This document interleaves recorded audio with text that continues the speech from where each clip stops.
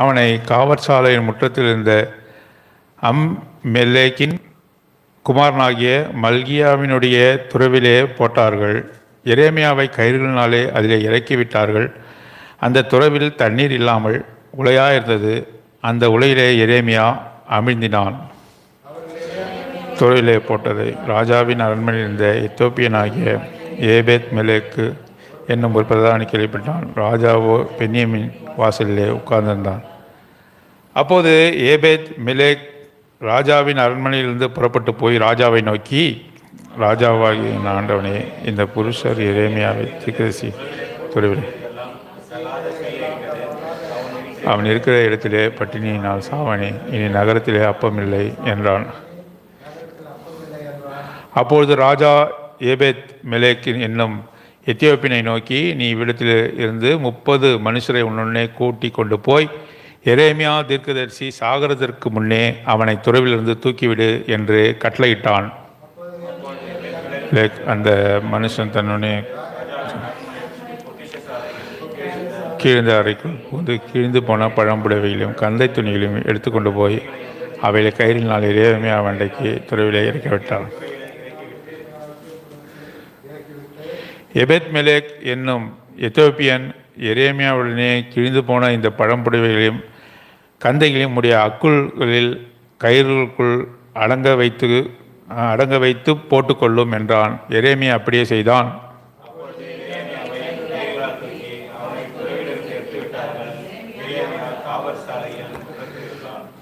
தேவன் தாமே இந்த வார்த்தையை ஆசீர்வதித்து நம் அனைவரோடு கூட பேசுவாராக. எரேமியா தீர்க்கதரிசி அங்கே செதேக்கியா என்று சொல்லக்கூடிய ராஜாவின் இடத்துல பேசுகிறதை பார்க்கிறோம். ராஜாவின் இடத்துல மாத்திரமல்ல, அந்த இஸ்ரவேல் ஜனங்களிடத்திலும் பேசுகிறான். எரேமியா தீர்க்கதரிசி தேவனுடைய மனுஷன். அவன் ஒரு தீர்க்கதரிசி. ஆகவே தேவன் சொல்கிற வார்த்தையை அந்த ஜனங்களிடத்தில் அவன் சொல்லுகிறான், விருப்பு வெறுப்பற்று சொல்லுகிறான். எரேமியாவை போல பாடுபட்ட ஒரு தீர்க்கதரிசி யாருமே இல்லை. எலியாவை காட்டிலும் எரேமியா அதிகமான பாடுகளை பட்டவன்.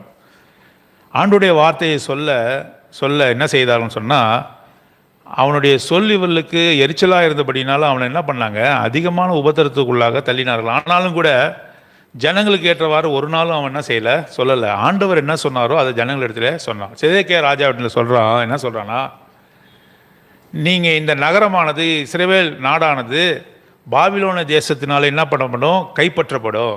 உங்களை முற்றிலுமாக அவர்கள் அழிப்பார்கள். ஆகவே நீங்கள் இப்போதே என்ன பண்ணுங்க, கல்தேயருடைய பாபிலோனுக்கு நீங்கள் தப்பி போங்கள் என்று சொல்கிறான். இப்போ நம்ம ஊரில் இந்திய தேசத்தில் இந்திய தேசம் அழிக்கப்பட போகிறது, எல்லாரும் நீங்கள் பாகிஸ்தானுக்கு போங்கன்னாக்க என்ன பண்ணுவீங்க? நீங்கள் யார் சொன்னாங்களோ அவங்கள என்ன பண்ணுவீங்க, கொண்டுருவீங்கல்ல? கொண்டுருவோம். ஏன்னா பாகிஸ்தான் நமக்கு எதிரியான நாடு. இந்திய தேசம் அழிக்கப்பட ஒருத்தர் நம்ம இடத்துல சொல்கிறார், இந்திய தேசம் அழிக்கப்பட போகிறது, ஆகவே நீங்கள் எல்லாம் கிளம்பி எங்கே போங்க, பாகிஸ்தானுக்கு போங்கன்னு சொன்னாக்கா எவ்வளோ எரிச்சல் வரும். இஸ்ரேல் ஜனங்களிடத்தில் அப்படி தான் சொல்கிறான். பாபிலோன் இஸ்ரேலுக்கு எதிரான நாடு. பாபிலோன் தேசம் என்பது இஸ்ரேலுக்கு எதிரான நாடு. ஆகவே இவன் சொல்கிற வார்த்தையை அவர்களால் ஜீர்ணிக்க முடியவில்லை. இவன் சொல்ல ராஜாவினுடைய பிரதானிகள் ராஜாவினிடத்தில் என்ன போய் சொல்கிறாங்கனாக்கா, இவன் ஜனங்களை அதைரியப்படுத்துகிறான். அதாவது ஜனங்கள் தைரியமாக இருக்கிறாங்க, இவங்க சொல்கிற வார்த்தையினால என்ன பண்ணுறாங்க, இந்த ஜனங்கள் போர் வீரர்கள் எல்லாரும் சோர்ந்து போகிறார்கள். அதுதான் நம்ம வாசித்தோம், 4ஆம் வசனத்தில் வாசித்தோம். அதுதான் நம்ம வாசித்தோம். 38:1 பார்க்கலாம். இந்த நகரத்திலே தரித்திருக்கிறவன், எங்கே இஸ்ரேல் நாட்டில் தரித்திருக்கிறவன் பட்டயத்தாலும் பஞ்சத்தாலும் கொள்ளை நோயாலும் சாவான். கல்தேயரினிடத்திற்கு புறப்பட்டு போகிறவனோ உயிரோடு இருப்பான். கல்தேயனுடைய நாட்டுக்கு நீங்கள் போயிடுங்க. இங்கே இருந்தீங்கன்னா என்ன நடக்கும், சொந்த ஊரில் நீங்கள் உங்களோட பிறப்பிடமான இந்த இஸ்ரேல் நாட்டில் சொந்த ஊரில் இருந்தீங்கன்னாக்கா உங்களுக்கு கொள்ளை நோய் வரும், நீங்கள் பஞ்சம் வரும், உங்களை அவங்க சாகடிச்சிருவாங்க, நீங்கள் புறப்பட்டு போங்கன்னு சொல்லுவது அவங்களுக்கு ரொம்ப கடினமான வார்த்தை. நமக்கு எப்படி இருந்தாக்கா சொன்னால் எப்படி இருக்குமோ அப்படித்தான் அந்த ஜனங்களுக்கும் இருந்தது. அப்போது நீங்கள் பிழைக்கும்படி நீங்கள் அங்கே போங்கன்னு சொன்ன உடனே ராஜாவுக்கு அவர்கள் என்ன சொல்கிறாங்கன்னு சொன்னாக்கா, ராஜாவின் இடத்துல அவர்கள் சொல்கிற காரியம் என்ன, இவன் ஜனங்களை என்ன பண்ணுறான், ஜனங்களை அதைரியப்படுத்துகிறான், ஜனங்களுக்கு கிளியை உண்டாக்குகிறான், ஜனங்களுக்கு பயத்தை உண்டாக்குகிறான். ஆனால் அதனால் என்ன செய்யணும், இந்த எரேமியாவை கொன்றுவிட வேண்டும். வாசிக்கப்படுகின்ற பகுதி எரேமியாவின் புத்தகம் 38வது அதிகாரம் 4லிருந்து 12வது வசனம் வரை. எரேமியா 38 4லிருந்து 13வது வசனம் வரை. ஆகவே அவன் சொல்லுகிறான், இது இப்படி நீ என்ன செய்யக்கூடாது, ஜனங்களை அதைரியப்படுத்தக்கூடாதுன்னு சொல்லி ராஜாவினிடத்தில் சொன்ன உடனே ராஜா என்ன பண்ணுறாங்க, உங்களுக்கு எதை என்னமாய் தோன்றுகிறதோ அதன்படி செய்யுங்கள், உங்களுக்கு எப்படி தோன்றுகிறதோ எரேமியாவுக்கு அப்படி செய்யுங்கள்னு சொல்கிறான். இவன் இருப்பது ஜனங்களுக்கு நல்லது கிடையாது, இவனாலே ஜனங்களுக்கு பயம் வருகிறது என்று சொன்னதுனால உங்களுக்கு என்னமாய் தோன்றுகிறதோ அப்படி செய்யுங்கள் என்று அவன் சொல்லுகிறான். அப்பொழுது அவர்கள் என்ன செய்கிறார்கள் என்று சொன்னால் பாருங்க, 6ஆம் வசனம். அப்பொழுது அவர்கள் எரேமியாவை பிடித்து அவனை காவற்சாலையின் முற்றத்தில் இருக்கிற அம்லேக்கின் குமாரனாகிய மல்கியாவினுடைய துறவிலே போட்டார். துறவு என்றால் என்ன அர்த்தம்? கிணறு என்று அர்த்தம். ஒரு கிணற்றில் போய் போட்டாங்க. யாரை போட்டாங்க? எரேமியாவை போட்டுட்டாங்க. பாருங்க, அந்த துறவிலே போட்டார்கள். எரேமியாவை கயிறுகளினாலே அதிலே இறக்கி விட்டார்கள். மிகவும் ஆழமான ஒரு கிணறு. அந்த கிணற்றுள்ள போனாக ஒரு நாள் என்ன செய்ய முடியாது, சுயமாக ஏறி வர முடியாது. எப்படிப்பட்ட கிணறு அது? ரொம்ப ஆழமான கிணறு. ஆகவே தான் அதில் என்ன பண்ணுறாங்க, கயிறுகளினாலே அவனை இறக்குகிறார்கள். யாராவது காப்பாற்றவில்லை என்று சொன்னால் அந்த துறவிலே கிணற்றிலே இறக்கப்பட்ட மனுஷன் மரித்து தான் ஆக வேண்டும், செத்து தான் போகணும். சாவு நிச்சயம். எப்படி? பசியால் அங்கே மரித்து தான் போகணும். அது மாத்திரமல்ல, அந்த கிணற்றை குறித்து இன்னொரு வார்த்தை சொல்லப்பட்டிருக்கிறது. துறவை குறித்து இன்னொரு வார்த்தை சொல்லுங்க, அது தண்ணீர் இல்லாமல் உலையாக இருந்தது. அப்படின்றால் என்ன? உலையான சேறு. இப்போ அந்த கிணத்துல உலையான இடத்துல உலையான சேற்றில் ஒரு மனுஷன் போடப்பட்டான்னு சொன்னால் அந்த சேறு என்ன ஆகும், கொஞ்சம் கொஞ்சமாக அவனை என்ன பண்ணும், விழுங்க ஆரம்பிக்கும். மைரி கிளே என்று ஆங்கிலத்தில் போடுவோம். அப்படி என்றால் உலையான சேறு. காட்டில் ஒரு மனுஷன் போய் உலையான சேறுகள் காட்டில் அதிகமாக இருக்கும். என்ன பண்ணுவாங்க, தெரியாமல் போய் காலை வச்சுட்டாங்கன்னா என்ன பண்ணுவாங்க, அப்படியே நீங்கள் பார்த்துருக்கலாம்ல, யூடியூப்லாம் நீங்கள் பார்த்துருக்கலாம். கொஞ்சம் கொஞ்சமாக அந்த மனுஷனை அந்த சேறு என்ன செய்யும், உள்வாங்கி கொண்டே இருக்கும். உள்வாங்கி கொண்டே உடனடியே உள்வாங்காது, கொஞ்சம் கொஞ்சமாக உள்வாங்கி கொண்டே இருக்கும். உலையான சேரு, அதுக்கு பேர் உலையான சேரு. யாராவது ஒருவன் அவனை காப்பாற்ற வேண்டும். அப்படி காப்பாற்றவில்லை என்று சொன்னால் முழுவதுமாக முழுகி மூச்சடைத்து இறந்து போகிற சூழ்நிலை. அப்படிப்பட்ட ஒரு கிணற்றில் தான் எரேமியாவை இறக்கினாங்க. எதற்காக இறக்கினாங்க? நல்ல வார்த்தையை சொன்னதுக்காக இறக்கினாங்க. நீங்களாம் அழிந்து விடுவீங்க, இந்த ஊரை விட்டு போங்க அப்படின்னு சொன்னதுக்காக அவனை அந்த கிணற்றுக்குள்ளாக இறக்கினார்கள் என்று சொல்லி பார்க்கிறோம். எரேமியாவை கயிறுகளினாலே அதிலே இறக்கி விட்டார்கள். 6ஆம் வசனம் 38ஆம் அதிகாரம். எரேமியா அந்த துறவிலே தண்ணீர் இல்லாமல் உலையா இருந்தது. அந்த உலையிலே எரேமியா அமிழ்ந்தினான். அமிழ்ந்து கொண்டே இருக்கிறான் என்று சொன்னால் அவன் அந்த சேரானது அவனை விழுங்கி கொண்டே இருக்கிறது. இப்போ இந்த நடந்த காரியத்தை எல்லாம் ஒரு மனுஷன் கேள்விப்படுகிறான். யார் அவன்? இந்த சிதேக்கியா என்ற அந்த ராஜாவினுடைய ஒரு பிரதானி ஒருத்தவன் இருக்கான். அவன் யார் என்று சொன்னால் அவன் பேர் என்னன்னா ஏபேத் மெலேக். சொல்லுங்க, நீங்க சொல்லுங்க, அவன் பேர் என்ன? அவன் எந்த ராஜா கிட்ட இருக்கிறான்? சிதேக்கியா ராஜா கிட்ட இருக்கிறான். இந்த மனுஷனுடைய பேர் என்ன? ஏபேத் மெலேக். ஒரு பிரதானி கேள்விப்பட்டான். அவன் யாரு? இஸ்ரேல் ஜனங்கள். அவன் இஸ்ரேவேலன். அவன் ஏபேத் மெலேக் என்று சொல்லும்போதே பக்கத்தில் ஒரு வார்த்தை சொல்லப்படுகிறது. என்ன வார்த்தை தெரியுமா? எத்தோப்பியன் ஆகிய. அவன் இஸ்ரேவேல் தேசத்தவன் கிடையாது. இந்த இஸ்ரேவேல் ஜனத்தானாக கிடையாது. அவன் இஸ்ரேவேலுக்கும் அவனுக்கு சம்பந்தம் கிடையாது. ஆனாலும் கூட அவன் எங்கே இருக்கிறான்? இஸ்ரேவேல் ராஜாவாகிய செதேக்கியா கிட்ட இருக்கிறான். ஆகவே அவன் நேரடியாக ராஜாவின் இடத்துல போகிறதை பார்க்கிறோம். அப்பொழுது ஏபேத் மெலேக் ராஜாவின் அரண்மனையிலிருந்து புறப்பட்டு போய் ராஜாவை நோக்கி ராஜாவின் இடத்துல போய் விண்ணப்பம் பண்ணுகிறதை பார்க்கிறோம். ஜபத்தில் எதற்காக வந்திருக்கிறோம்? அழிந்து போகிற ஆத்துமாக்கள், பாவத்தில் அமிழ்ந்து போகிற ஆத்துமாக்கள், இவர்களை நாம் காக்கும்படியாகத்தான் ஜபிக்க வந்திருக்கிறோம். இவர்களை விடுதலை செய்யும்படியாகத்தான் நாம் வந்திருக்கிறோம். ஆண்டவராக இயேசு கிறிஸ்து சொல்கிறாரு, அங்கே சொல்கிறாரு, விளைச்சலோ அதிகமாக இருக்கிறது, அறுப்புக்கான ஆட்களை அனுப்பும்படி எஜமான இடத்துல வேண்டிக் கொள்ளும்.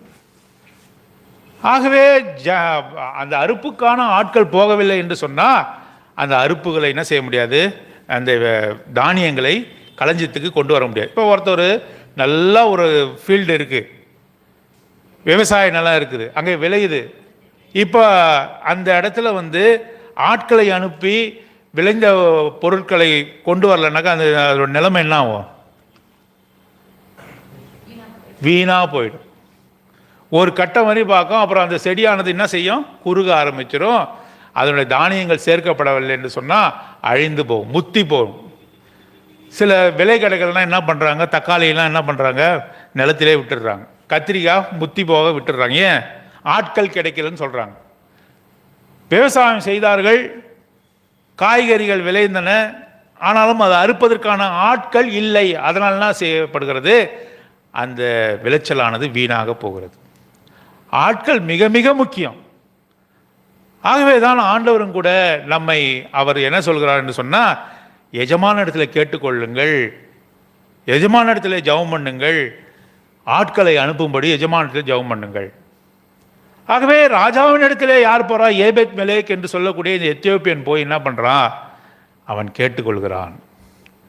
நேரடியாக போய் அவனால் என்ன செய்ய முடியாது? விடுதலை செய்ய முடியாது. ஆகவே ராஜாவின் இடத்துல போய் கேட்டுக்கொள்கிறான். ராஜாவாகிய என் ஆண்டவனே, இந்த புருஷர் எரேமியா தீர்க்கதரிசியை துறவிலே போட்டு செய்த எல்லா தகாத செய்கையா இருக்கிறது, அவன் இருக்கிற இடத்திலே பட்டினியால சாவானே. இப்போ எங்கே இருக்கான் எரேமியா? சொல்லுங்க, எங்கே இருக்கிறான் எரேமியா? உளையான கிணற்றுக்குள்ளாக இருக்கிறான். அவனோட நிலைமை என்ன? பசியால், பட்டினியால், தண்ணீர் இல்லாமல் அமிழ்ந்து கொண்டு இருக்கிற ஒரு நிலைமை. ஒரு பாவியினுடைய நிலைமை அப்படித்தான் இருக்கிறது. மரணத்துக்கு ஏதுவாக நடந்து கொண்டிருக்கிற ஒரு மனுஷனுடைய நிலைமை அப்படித்தான் இருக்கிறது.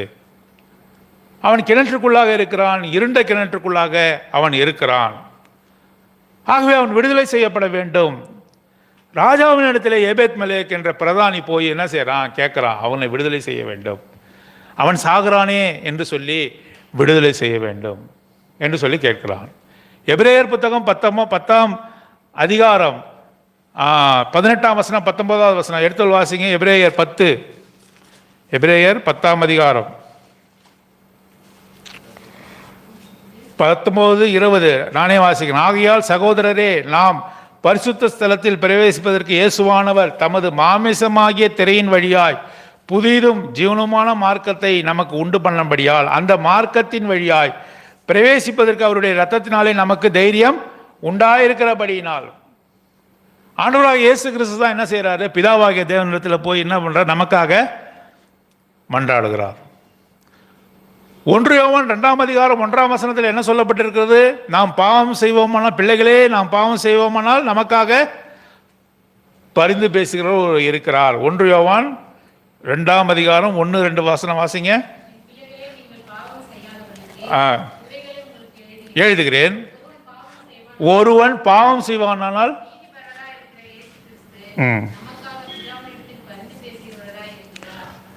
நல்லா கவனிங்க, நல்லா கவனிங்க. ரட்சிக்கப்பட்ட பிறகு, ஞானஸ்தானம் எடுத்தப்பட்ட பிறகு நான் பாவமே செய்யலைன்னு யாராவது சொல்ல முடியுமா? அப்படின்னா யாராவது கை தூக்குங்க. நான் பாவமே செய்யலை, நான் தப்பிதமே செய்யலை, நான் பொய்யே சொல்லலை, என் வாயில் வம்பு வார்த்தை வரல, நான் மற்றவங்களுக்கு துரோகம் செய்யலை, மற்றவங்களுக்கு கடிந்து கொண்டு சொல்ல முடியுமா? ரட்சிக்கப்பட்ட பிறகு நாம் பாவம் செய்தால் ஆண்டவராக இயேசு கிறிஸ்து என்ன செய்கிறாரு? பிள்ளைகளே, நமக்காக நாம் மனம் வருந்தும்போது, நான் குற்றம் செய்து விட்டேன் என்று சொல்லி மனம் வருந்தும்போது நமக்காக யார் இருக்கா? பிதாவின் இடத்திலே பரிந்து பேசுகிற நீதிபரராக இருக்கிற என்று போட. ஆங்கிலத்தில் என்ன தெரியுமா போட்டிருக்கு? அந்த இடத்துல there is an advocate for us போட்டிருக்கு. பிரீஸ்ட் என்று போடாமல், ஆசாரியர் நமக்கு இருக்கிறார் என்று போடாமல், அந்த இடத்துல என்ன தெரியுமா போட்டிருக்கு? போடப்பட்ட வார்த்தை என்ன? There is an advocate for us. ஒரு அட்வொகேட் என்ன செய்கிறாரு கோர்ட்டில்? நான் என்னென்னலாம் சொல்ல வேண்டுமோ அதெல்லாம் நீதிபதிக்கு முன்னாடி யார் சொல்கிறது? அட்வொகேட் தான் சொல்கிறார். இப்போ ஒரு வாதி இருக்கிறான், இல்லைன்னா ஒரு பாதிக்கப்பட்டவன் போய் நேரடியாக கோர்ட்டில் போய் சொல்ல முடியுமா? தன்னுடைய காரியங்களை சொல்ல முடியுமா? சொல்ல முடியும். அதுக்கு வந்து சட்டத்தில் இடம் உண்டு. ஜட்ஜுக்கிட்ட போயிட்டு ஒரு வாதி வந்து நான் என்னுடைய காரியங்களை நான் சொல்லணும், நான் பாதிக்கப்பட்டிருக்கிறேன் என்று சொல்லி மனுவாக கொடுத்து பேச முடியும்னா பேச முடியும். ஆனாலும் கூட ஜட்ஜி என்ன தெரியுமா சொல்லுவார், நீ ஒரு அட்வொகேட்டை வைத்துக்கொள், அடுத்த வாய்தாவுக்கு நீ யாரோட வா, ஒரு அட்வொகேட் வைத்துக்கொள். ஏன் இவனாலே ஏன் சொல்ல முடியல, ஏன் அட்வொகேட்டால் சொல்ல முடியுது? அது எனக்காக யோசிச்சு பார்க்குறீங்களா? ஒரு வழக்கறிஞரால் ஏன் சொல்ல முடியுதுன்னா, சட்டத்தின் பிரகாரம் உன்னுடைய நீ பாதிக்கப்பட்டதை குறித்தும் அதுக்கான நிவாரணத்தை குறித்தும் சட்டத்தின்படி அவனால் சொல்ல முடியும். ஒரு பாதிக்கப்பட்ட ஒருவனால் சட்டத்தின்படி நீதிபதிக்கு முன்பாக தன்னுடைய வாதுரைகளை எடுத்து வைக்க முடியாது. ஏன் ஒரு வழக்கறிஞரை வைன்னு சொல்கிறாரு? அடுத்த வாய்தாலும் ஒரு வழக்கறிஞரோட வந்து வாதிடுன்னு ஏன் சொல்கிறாரு? ஏனென்றால் சட்டத்தின்படி சொல்ல வேண்டும், எல்லாவற்றையும் சட்டத்தின்படி சொல்ல வேண்டும். ஆண்டவராகிய இயேசு கிறிஸ்து ஏன் பிதாவின் இடத்துல போய் அவர் ஒரு வழக்கறிஞராக வாதாடுகிறார்னு சொன்னால் அவருக்கு தான் தெரியும். ஏன்னா சட்டத்தின்படி அவரால் வாதாட முடியும். ஏனென்றால் அதுக்கு உரிமை பெற்றிருக்கிறார். தம்முடைய இரத்தத்தையே சிந்தி அதற்காக அவர் என்ன செய்திருக்கிறார், நமக்காக பரிந்து பேசுகிறவராக இருக்கிறார். அவர் தான் நமக்காக வாதிட முடியும். ஆகவே ஜெபத்தை யார் மூலமாக ஏறெடுக்கிறோம்? பிதாவேன்னு முடிக்கக்கூடாது, இயேசு கிறிஸ்து மூலமா என்று சொல்லப்படாத எந்த ஜெபத்தையும் அவர் என்ன பண்ண போறதில்ல, கேட்க போறது. ஆகவே தான் நாம் பாவம் செய்வோமானால் நமக்கென்று நீதிபரராக இருக்கிற இயேசு கிறிஸ்துவானவர் இருக்கிறார் என்ற வார்த்தை சொல்லப்பட்டிருக்கிறது. ஏபேத் மெலேக் அங்கே போகிறான். இங்கே வாசிக்கிறோம் எரேமியா 38:9 ராஜாவாகிய ஆண்டவனே, இந்த புருஷர் எரேமியா தீர்க்கதரிசி துறவிலே போட்டு செய்த எல்லா தகாத செய்கையாக இருக்கிறது. எல்லாவற்றையும் சொல்லுகிறான், வாதாடுகிறான். யாருக்காக வாதாடுகிறான்? ஏபேத் மெலேக் எரேமியாவுக்காக, துறவிலே இருக்கிற எரேமியாவுக்காக அவன் வாதாடுகிறான். அவன் இருக்கிற இடத்திலே பட்டினியாலே சாவான். எவ்வளோ உருக்கம் பாருங்க! ஏபேத் மெலேக்குக்கு எரேமியாவின் மீது எவ்வளவு உருக்கம்! இந்த ஏபேத் மெலேக் ஒரு இஸ்ரவேலன் அல்ல, அவன் எத்தியோப்பியன். ஏபேத் மெலேக் என்ற அடுத்த வார்த்தை எழுதும் போது எத்தியோப்பியன் ஆகிய ஏபேத் மெலேக். இவனுக்கும் அவனுக்கும் சம்பந்தமே இல்லை. நமக்கும் ஆண்டவராக இயேசு கிறிஸ்துக்கு ஏதாவது சம்பந்தம் இருக்குதா? ஒன்றுமே இல்லை. நமக்கு ஆண்டவராக இயேசு கிறிஸ்து ஏன் பரிந்து பேசணும்? நமக்கும் அவருக்கும் எந்த விதத்துலையும் சம்பந்தமே இல்லை. ஆனாலும் கூட உன்னுடைய குற்றங்களுக்காக, உன்னுடைய பாவங்களுக்காக அவர்தான் நமக்காக பரிந்து பேசுகிறார். அவன் இருக்கிற இடத்திலே சாவானே. எவ்வளவு மனதுருக்கமாக அவன் கேட்கிறான், பட்டினியாலே சாவானே. இனி நகரத்திலே அப்பம் இல்லை என்றான். ஏன்? அவன் நீதிமானாய் இருக்கிறான். அவன் மரித்தான் என்று சொன்னால் ஆண்டவர் கோபப்படுவார் என்று சொல்லி அங்கே வாதாடுகிறதை பார்க்கிறோம். அப்பொழுது ராஜா ஏபேத் மெலேக் என்னும் எத்தியோப்பியனை நோக்கி, நீ இவ்விடத்திலிருந்து 30 மனுஷரை உன்னுடனே கூட்டிக் கொண்டு போய் எரேமியா தீர்க்கதரிசி சாகிறதுக்கு முன்னே அவனை துறவிலிருந்து தூக்கிவிடு என்று கட்டளையிட்டான். அவன் செத்து கொண்டு இருக்கிறான். துறவிலே, குழியிலே, அந்த கிணறிலே அவன் அமிழ்ந்து கொண்டு இருக்கிறான். இவனுடைய பரிந்து பேசுகிற வார்த்தை, இவன் யாருக்காக பரிந்து பேசினான்? ஏபேத் மெலேக் எரேமியாவுக்காக பரிந்து பேசுகிற வார்த்தையிலே மனம் இறங்கி அங்கே என்ன சொல்லுகிறான்? சிதேக்கியா ராஜா என்ன சொல்லுகிறான்னு சொன்னால், நீ போ, கூட யாரை கூட்டு போ? 30 பேரை அழைத்து கொண்டு போய் அவன் சாவதற்கு முன்னே அவன் என்ன செய்து விடு, அவனை காப்பாற்றி விடு. அந்த 30 பேர் தான் நாம. ஏபேத் மெலேக் ஆண்டவராகிய இயேசு கிறிஸ்துவுக்கு உதாரணமாக இருக்கிறார். சிதேக்கியா ராஜா பிதாவாகிய தேவனுக்கு உதாரணமாக இருக்கிறார். 30 பேர் யாரு? நாம். அவரோடு கூட சேர்ந்து ஜபம் செய்யும்படியாக என்னோடு கூட 1 மணி நேரமாவது என்ன சொல்றது, அவரு விழித்திருக்க கூடாதா? ஜபம் பண்ணக்கூடாதா? அவர் இந்த உலகத்தில் இருந்தபொழுது பிரதானமாக இந்த சீஷர்களுக்கு கற்றுக் கொடுத்தது என்ன தெரியுமா? எப்படி ஜபிக்க வேண்டும் என்பது தான். பரமண்டலத்தில் இருக்கிற எங்கள் பிதா, எப்படி ஜெபிக்கணும்னு கற்றுக் கொடுத்தது அவர் தான். எப்படி பிதாவின் இடத்திலிருந்து ஆசீர்வாதங்களை பெற்றுக்கொள்ளணும் என்பதை சீஷர்களுக்கு கற்றுக் கொடுத்தார். ஏனென்றால் இந்த சீஷர்களுக்கு ஒன்றுமே தெரியாது. ஆகவே பிதாவின் இடத்தில் எப்படி ஜெபிக்க வேண்டும் என்று சொல்லி கற்றுக் கொடுத்தவர் அவர்தான். ஒவ்வொரு சமயமும் அவர் ஜெபித்ததை இந்த சீஷர்கள் பார்த்து கொண்டே இருக்கிறார். ஒவ்வொரு சமயத்திலும் ஜெபிக்கிறார், அதெல்லாம் பார்க்குறாங்க. 5 அப்பம் 2 மீனை கொண்டு 5000 பேர் 5000த்திற்கு அதிகமான ஜனங்களை அவர் போஷிக்கும் போது நேரடியாக செய்யல. முதல்ல என்ன செய்கிறாரு? வானத்துக்கு ஏறெடுத்து ஜபம் பண்ணின பிறகுதான் அதை பிட்டு கொடுக்குறார். லாசருவை அவருக்கு 4 நாள் மரித்து 4 நாள் சென்ற பிறகு கல்லறையிலேருந்து எழுப்பும்போது முதல்ல என்ன செய்கிறாரு? பிதாவின் இடத்துல அவர் ஜெபம் பண்ணுகிறதை பாருங்க. இதெல்லாம் பார்த்து கொண்டே இருக்கார். ஜெபம் இல்லாமல் அவர் எதையுமே செய்யலை. யார் செய்யலை? ஆண்டவராகிய இயேசு. இதெல்லாம் சீஷர்களுக்கு கற்றுத்தரார். நீங்கள் எப்படி ஜெபிக்க வேண்டும், என்ன விதமாய் ஜெபிக்க வேண்டும் என்பதை கற்றுத்தரார். ராஜா என்ன சொல்கிறாரு? உன்னோடு கூட 30 பேரை நீ அழைத்து கொண்டு நீ போ, அவன் அமிழ்ந்து கொண்டு இருக்கிறான், அவன் சாவதற்கு ஏதுவான கஷ்டத்தை அவனை பட்டுக்கொண்டு இருக்கிறான், ஆகவே அவனுக்காக நீ போய் மனமிறங்கி உதவி செய் என்று சொல்லி 30 பேரை நீ அழைச்சிட்டு போ என்று சொல்கிறாரு. அப்பொழுது எபேத் மெலேக் 11ஆம் வசனம், அப்பொழுது எபேத் மெலேக் அந்த மனுஷரை தன்னுடனே கூட்டிக் கொண்டு ராஜாவின் அரண்மனை பொக்கிஷ சாலையில் கீழ் இருந்த அறைக்குள் புகுந்து கிழிந்து போன பழம் புடவைகளையும் கந்தை துணிகளையும் எடுத்துக்கொண்டு போய் அவைகளை கயிறினாலே எரேமியாவுக்கு துறவிலே இறக்கி விட்டு. இப்போ என்ன எதனால் இறக்கி விடுறான்? அவனை காப்பாற்றும்படியாக அவசரமாக கயிறு கிடைக்கல அவனுக்கு. அவன் என்ன செய்கிறான்? பழம்புடவைகள்லாம் கயிறை போல மாற்றுகிறான். கயிறை போல பழம்புடவைலாம் ஸ்ட்ராங்காக இருக்குமா? ஒரு பழம்புடவை என்ன பண்ணோம்? பழம்புடவை எடுத்து உறுதித்தன்மையை சோதித்து பார்த்தான். எபேத் மெலேக் கயிறாக திரித்து அந்த புடவையினுடைய உறுதித்தன்மையை ஒரு மனுஷனை தூக்கணும் அதை வைத்து. ஆகவே அதை உறுதி செய்தான் என்று சொல்லி பார்த்தா போட்டிருக்கா? இல்லை. விசுவாசத்தோடு கூட அந்த ஜனங்கள் எபேத் மெலேக்கும் அந்த 30 பேரும் அங்கே செய்கிற காரியத்தை பார்க்கிறார். அந்த பழம்புடவையின் மீது அவருக்கு நம்பிக்கை இல்லை.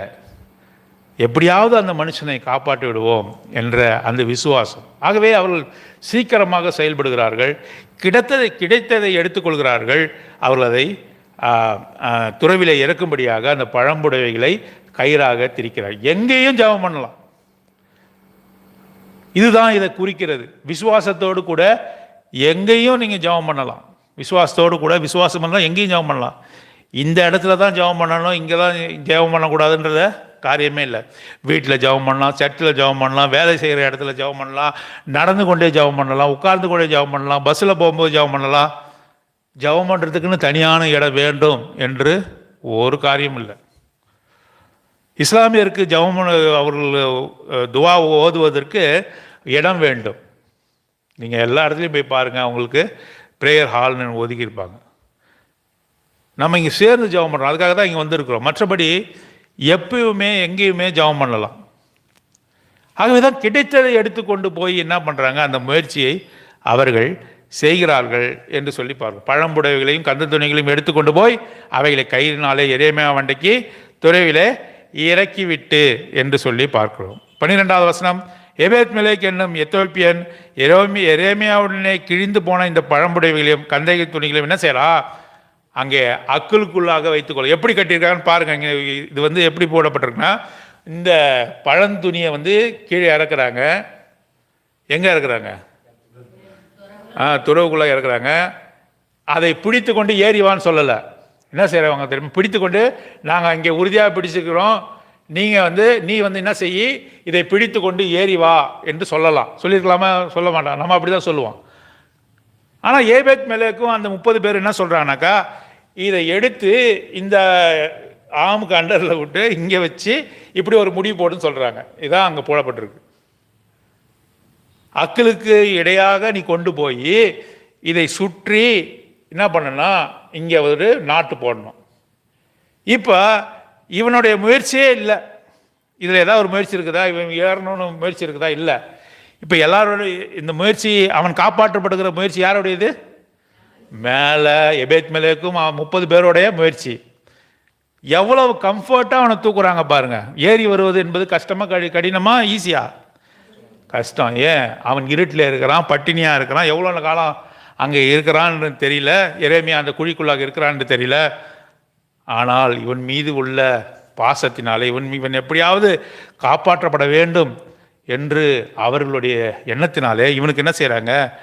மிக சுலபமாக அந்த ரட்சிப்பை அவர்கள் அவனுக்கு கொடுக்கிறார்கள். அவன் காப்பாற்றப்படிப்படியாக அவர்கள் உதவி செய்கிற காரியத்தை பார்க்கிறோம். இதுதான் நம்ம இங்கே பார்க்கிறோம். இல்லை, உம்முடைய அக்குள்களில் கயிறுகளுக்குள் அடங்க வைத்து போட்டுக்கொள்ளும் என்றான். எரேமியா அப்படியே செய்தான். அப்பொழுது எரேமியாவை கயிறுகளால் தூக்கி அவன் துறவிலிருந்து எடுத்து விட்டார்கள். எரேமியா காவற்சாலையின் முற்றத்திலே இருந்தான். எப்படி காப்பாற்றப்பட்டு இருக்கிறான் என்று சொல்லி இதை போடுகிறது, சொல்லப்பட்டிருக்கிறது. எப்படி என்றால், இவனுடைய முயற்சி ஒன்றுமே இல்லை. யாருடைய முயற்சி? ஏபேத் மெலேக்கும் 30 பேர். இப்போது நம்ம ஆத்மாக்களுக்காக ஜெபம் பண்ணுறோம், ஜெபம் பண்ண வந்திருக்கிறோம். அவர்கள் ஏதாவது முயற்சி செய்வார்களா? அவர்கள் நாம் ஜெபம் பண்ணுறோன்னே அவங்களுக்கு தெரியாது. அநேகருக்கு என்ன தெரியாது? நாம் அவர்களுக்காக ஜெபம் பண்ணுறோம், அவர்கள் வியாதியிலிருந்து விடுதலை பண்ணப்படணும், அவர்களுக்கு இந்த சுகத்தை கொடுக்கணும், அவருடைய வாழ்க்கையில் ஒரு ஆசீர்வாதம் வேண்டும் என்று சொல்லி அவர்களுக்கு தெரியாது. ஆனால் நமக்கு தெரியும். இவர்கள் எந்த முயற்சியும் எடுக்கலை, அவர்கள் எந்த முயற்சியும் எடுக்கலை. அவர்கள் நமக்கு நன்றி கூட சொல்லலை, பரவாயில்ல. ஆனாலும் கூட எரேமியாவும் அந்த 30 பேரும், அந்த எபேத் மெலேக்கும் அந்த 30 பேரும் இவன் சுகமாய் அதிலிருந்து வெளியே வரணும் என்பதற்காக எவ்வளவு முயற்சி செய்தார்கள் பாருங்க. இது எதற்கு ஒத்திட்டு இருக்கிறது? போன வாரம் செவ்வாய்க்கிழமை பார்த்தோம். என்ன பார்த்தோம்? மார்க்கு சுவிசேஷம் 2ஆம் அதிகாரத்தில் 3ஆம் வசனத்தில் என்ன பண்ண, திமிர்வாதக்காரனை என்ன பண்ணாங்க? அவங்க கூரையை பிரித்து அவர்கள் நேர்த்தியாக ஆண்டவராக இயேசு கிறிஸ்துவின் இடத்துல திமிர்வாதக்காரன் ஏதாவது பண்ணானா, உதவி செய்தானா? அவன் உதவி செய்கிற நிலைமையிலும் அவன் இல்லை. ஏதாவது ஒத்துழைத்தானா? ஒன்றுமே இல்லை.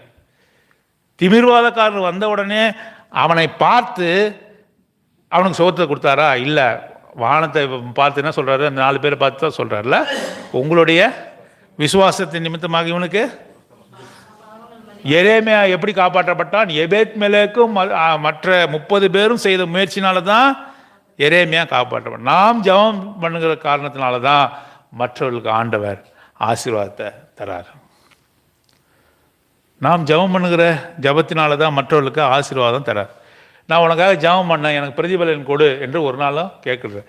இந்த எரேமியா 38ஆம் அதிகாரம் 4லிருந்து 13வது வசனம் வரைதான் எபேத் மெலேக் என்ற எத்தோப்பியனை குறித்து போடப்பட்டிருக்கிறது. அதற்கப்புறம் அவனை குறித்து எந்த விதமான ரெஃபரன்ஸும் பைபிளில் இல்லை. இது எதை காட்டுகிறது? தாவீதை குறித்து அநேக வார்த்தைகள் இருக்கிறது, ஒவ்வொரு மனுஷனை குறித்து அநேக வார்த்தை இருக்கு. எரேமியா 38ஆம் அதிகாரம் 4ஆம் வசனம் முதல் 11ஆம் வசனம் வரை, 12ஆம் வசனம் வரை தான் ஏபேத் மெலேக் என்ற எத்தோப்பியனை குறித்து போடப்பட்டிருக்கு. மற்ற எந்த இடத்திலும் போடல. ஏன் அப்படி? எந்தவித பிரதிபலனும் அவனுக்கு அவன் வேண்டி நிற்கலை. நாம் கூட ஜெபம் பண்ணுறோம், மற்றவங்களாம் ஜெபம் பண்ணுறோம். நான் உனக்காக ஜெபித்தேன், அதனால தான் உனக்கு இப்படிப்பட்ட ஒரு நன்மை ஏற்பட்டது என்று சொல்லி எந்த விதமான பிரதிபலன் பாராமல் ஜெபிக்கிறது தான் ஒரு உண்மையான ஜெபம். எரேமியா மேலே வந்த பிறகு ஏபேத் மெலேக்கு அந்த 30 பேரையும் கூப்பிட்டு ஒரு தேங்க்ஸ் கிவிங் பார்ட்டி வைத்தான், நன்றி சொன்னான். எங்கேயாவது போட்டிருக்கா? அவர்களுக்கு வந்தனம் செய்தான், அவர்களுக்கு நன்றி சொன்னான், வாயினாலே நன்றி சொன்னான், அங்கே விருந்து பண்ணினான். அவர்களுக்கு ஒரு வார்த்தையும் இல்லை. இப்படி தான் ஜபத்தினுடைய வாழ்க்கை. எப்படிப்பட்ட வாழ்க்கை தெரியுமா? மற்றவர்களுக்காக ஜபம் பண்ணணும், அதற்காக எனக்கு ஏதாவது வரணும் அப்படின்னு நினைக்கவே கூடாது. நன்றி, நான் உனக்காக ஜபம் பண்ண, ஆண்டவர் உன்னை ஆசீர்வதிச்சார், நன்றி கட்டத்தனமாக இருக்கிறியே அப்படின்னு நம்ம சொல்லக்கூடாது. உனக்கு கொஞ்சம் கூட இல்லையா, நான் ஜபம் பண்ணதுனால தான் உனக்கு கடன் தீர்ந்துது, நான் ஜபம் பண்ணதுனால உனக்கு சுகம் கிடைச்சிது அப்படின்னு நீ பெருமை பீத்த ஒரு நாளும் செய்யக்கூடாது. எபேத் மெலேக்கு ஒரு நன்றியும் இங்கே எரேமியா சொல்லலை. ஜபத்தின் வாழ்க்கை இப்படித்தான் இருக்கணும். ஏனென்றால் நான் ஜெபித்தா, மற்றவர்கள் சுகம் கிடைத்தா ஆண்டவர் நம்மை ஆசீர்வதிப்பார். அந்த நம்பிக்கை நமக்கு இருக்கணும். மனுஷனுடைய புகழ்ச்சியோ மனுஷன் நம்ம பாராட்டுறதோ அது தேவையில்லாத ஒன்று. மனுஷன் நான் பாராட்டணும்னு ஒரு நாள் நினைக்கவே கூடாது. இன்றைக்கி பாராட்டுவான், 2 நாள் கழிச்சு அதே வாயால் என்ன பண்ணுவான்னா தூசிச்சுட்டு போயிடுவான், உனக்கு குறை சொல்லுவான். ஆனால் மனுஷன் இடத்துல புகழ்ச்சியும் வேணாம், அவன் இகழ்ச்சியும் வேணாம். உன் கடமையை செய், உன்னுடைய கடமையை செய். உன்னை ஜெபிக்க சொன்னாரா, நீ ஜெபி. அதுதான் ஆண்டவர் எதிர்பார்க்கிற காரியமாக இருக்கு. அதுதான் ஆண்டவர் நம்ம இடத்துல அதை எதிர்பார்க்கிறார். அப்படிப்பட்டவர்களாக நாம் இருக்க முடியுமா? ஏபேத் மெலேக்கை போல ராஜாவின் இடத்துல போய் என்ன செய்யணும்? பரிந்து பேசணும். அவன் மாண்டு போவானே என்று சொல்லி பரிந்து பேசணும். ஆண்டவரே, நீர் அவனை காப்பாற்றவில்லை என்று சொன்னார், அவனுக்கு விடுதலை கொடுக்கவில்லை என்று சொன்னால் அவன் எப்படி நரகத்துக்குள்ளாக போவானே, பிசாசு அவனை கொண்டு போவானே என்று சொல்லி பரிந்து பேசணும். பரிந்து பேசுறது மாத்திரமல்ல, ராஜாவினுடைய உத்தரவு கிடைச்ச உடனே அதில் ஆக்ஷனில் இறங்குறத பார்க்கணும். 30 பேரை கூட்டி கொண்டு போய் அங்கே அவன் வேலை செய்தான். நாமும் கூட ஆண்டவராக இயேசு கிறிஸ்துவோடு கூட சேர்ந்து இந்த ஜப ஊழியத்தில் அவரோடு கூட தோளோடு தோள் நின்று எரேமியாவை அவர்கள் காப்பாற்றினது போல் நாமும் என்ன செய்யணும்? காப்பாற்றுகிறவர்களாக, ஜபத்திலே போராடுகிறவர்களாக இருக்க வேண்டும் என்பதை ஆண்டவர் இந்த வசனங்கள் மூலமாக உணர்த்துகிறார். இதற்காக நான் உனக்காக ஜெபம் பண்ணேன், எனக்கு என்ன செய்வேன்? இப்போ பாஸ்டர்ஸ்லாம் ஒரு வீட்டுக்கு போகிறாங்கன்னா என்ன பண்ணுவாங்க? முதல்ல ஜெபம் பண்ணிவிட்டு பாக்கெட்டில் கை விட்டுன்னு நிற்பாங்க. அப்போ என்ன செய்யணும்? காசுகளை எடுத்து கொடுக்கணும். நீ கொடுக்கலன்னு சொன்னாக்கா அடுத்தது உன்கிட்ட தனியாக வந்து கேட்பாங்க, ஏன் உங்கள் வீட்டுக்கு வந்து காசு கொடுக்க மாட்டியா அப்படின்னு கேட்பாங்க. பிரதிபலனை எதிர்பார்ப்பாங்க. ஜபம் பண்ணதுக்கு காசு கொடு என்று கேட்குற காரியங்கள் நம்ம பார்க்கணும். ஆனால் இந்த வசனம் என்ன சொல்லுது? எந்த விதமான பிரதிபலனும் நீ எதிர்பார்க்கக்கூடாது. ஆண்டவர் பக்சிங்கி கொடுத்த 3 காரியங்களில் ஒன்றுனது, மனுஷனிடத்தில் உன்னுடைய தேவைகளை சொல்லாதே, மனுஷனிடத்தில் கை நீட்டாத, ஆண்டவரே உனக்கு செய்வார் என்ற நம்பிக்கையோடு இரு என்று சொல்கிறார். ஆகவே ஏபேத் மெலேக் எந்த விதமான பாராட்டுதலை அவன் பெற்றுக்கொள்ளாமல் அங்கே ஜெபம் பண்ணதை பார்த்தோம். அப்படிப்பட்ட ஜெபத்தை நாம் ஏறெடுக்கலாம். தொடர்ந்து நாம் ஜெபிக்க போகலாம். சுருக்கமாக நாம்